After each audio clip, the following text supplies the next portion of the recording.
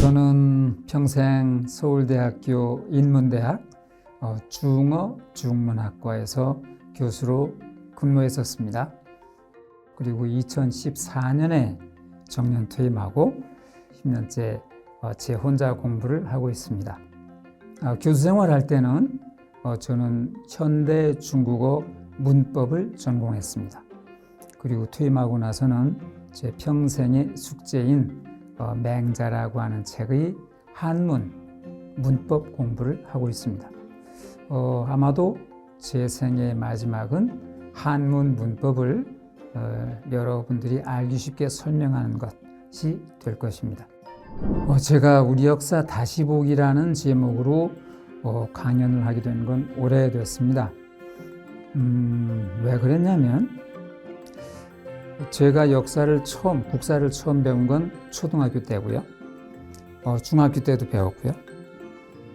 대학교 와서도 교양 국사를 들었습니다.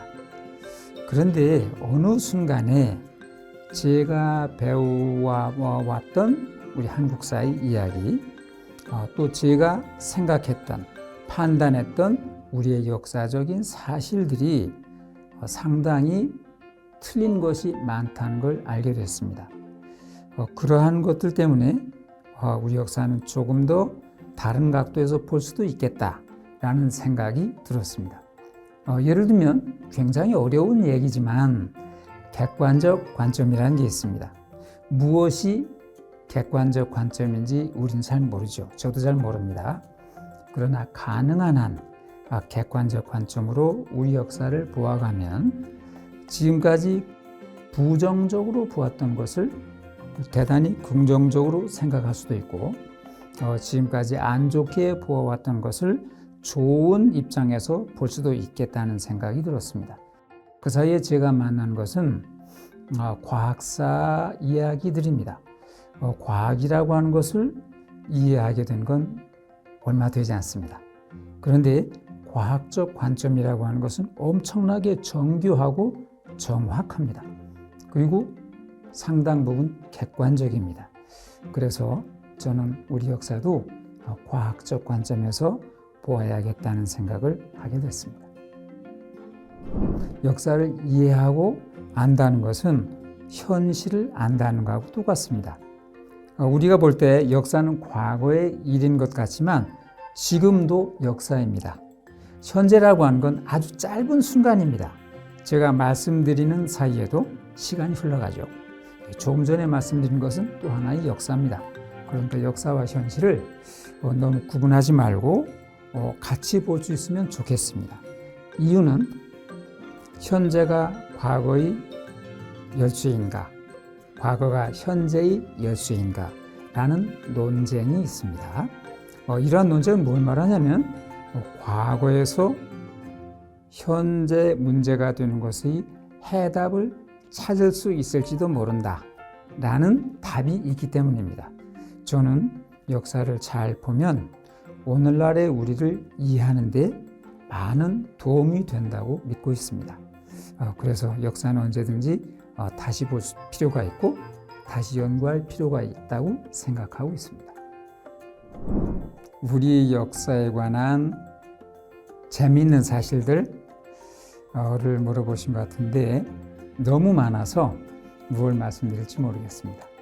예를 들면 제가 삼국사기라는 책을 처음 봤을 때 삼국사기의 1장 1절 맨 시작이 뭐냐면 박혁거세가 왕으로 등극하는 거였습니다. 그때는 거서관이었죠.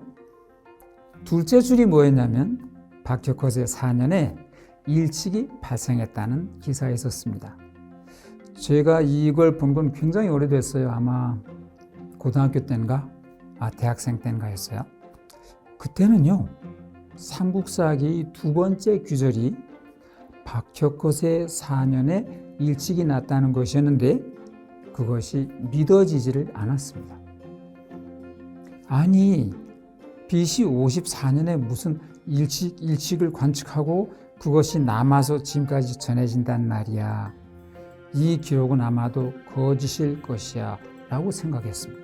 믿어지질 않았습니다. 게다가 일본의 이지마라는 학자가 이 기록은 틀렸다. 김부식 선생님께서 삼국사기를 만들 때 중국의 역사에 있는 것을 역사의 일시 기록을 베껴왔는데 그나마 잘못 베껴왔다라고 얘기를 했었습니다. 그것을 우리는 믿어왔습니다. 그런데 1977년일 겁니다. 한국 수학사란 책이 나왔습니다. 그 책에 보면 이지마 다다오의 그 말이 틀렸다라고 되어 있습니다.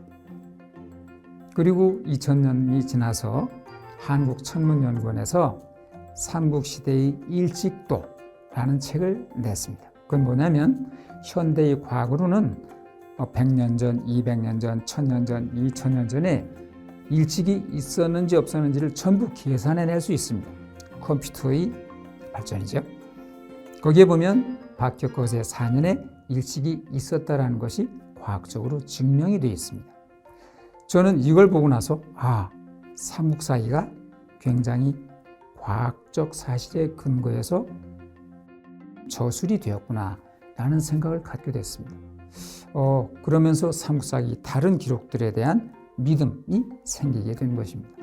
이런 것들이 저에게는 굉장히 큰 충격이었고 이러한 충격을 다른 분들에게도 전해드리고 싶었습니다. 왜냐하면 제가 삼국사기 기록을 처음에 안 믿었던 것처럼 다른 분들도 안 믿었을 가능성이 아주 많기 때문입니다. 이런 것들이 저에게는 새롭고 충격적인 사실들이었습니다. 인문학이 왜 현대인에게 필요하냐 하는 문제인데요. 인문학이라는 것은 인은 사람 인자예요. 문은 우리 문자 할 때 그 문학 할 때 문자인데 원래 이 문자의 뜻은 조화롭다는 뜻입니다. 문이라는 뜻이고 문의는 조화롭다는 뜻입니다. 그러니까 인문학은 뭐냐면 사람이 조화롭게 사는 방법을 연구하는 학문이고 사람과 사람이 조화롭게 살아가는 것을 연구하는 학문입니다. 그러니까 인문학적인 입장에서 세상을 본다는 건 무슨 말이냐면 어떻게 해야 사람들이 조화롭게 살아가는가. 조화롭다는 말을 아주 조금 더 편하게 말씀드리면 조금 더 평화롭고 행복하게 살아가는가를 연구하는 것입니다. 현대인은 굉장히 바쁘게 살아가죠. 치열하게 살아가죠. 당연합니다. 그런데 바쁘기만 하고 치열하게만 살아가면 행복하지 않습니다. 인문학은 바쁘게 살아가야 하는 이유, 치열하게 살아가야 하는 이유도 제시해 주지만 바쁘고 치열하게 살아가면서도 행복하게 살아갑시다 라는 것을 알려주는 학문입니다.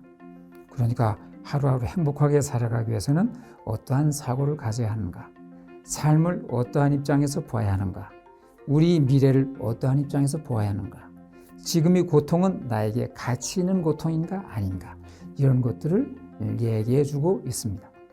그래서 인문학은 우리 삶의 학문, 우리를 행복하고 평화롭게 해주는 학문이라고 저는 생각하고 있습니다.